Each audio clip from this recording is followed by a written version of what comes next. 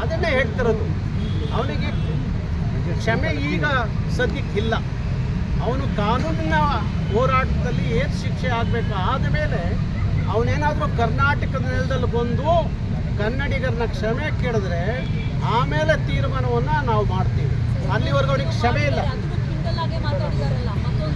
ಮತ್ತೊಂದು ಅವನು ಸರಿಯಾದಂಥ ಒಬ್ಬ ಗಾಯಕ ಆಗಿದ್ದರೆ ಮಾಡಿದ ತಪ್ಪನ್ನು ಅರ್ಥ ಮಾಡಿಕೊಂಡು ಕ್ಷಮೆ ಯೋಚಿಸಬೇಕಾಗಿತ್ತು.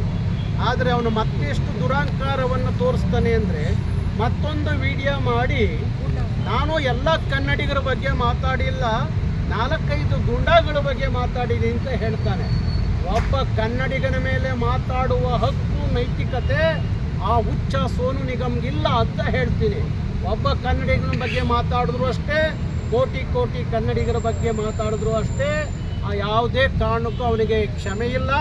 ಹಾಗಾಗಿ ಕಾನೂನಿನ ಹೋರಾಟ ಮಾಡ್ತೀವಿ. ಅಪ್ಪಿ ಯಾವನಾದರೂ ಅವನ್ನ ಬೆಂಗಳೂರಿಗೆ ಕರ್ನಾಟಕ ಕರ್ಕೊಂಬಂದರೆ ಅವನು ವಾಪಸ್ ಕಳಿಸಲ್ಲ ಅಂತ ಹೇಳ್ತೀವಿ.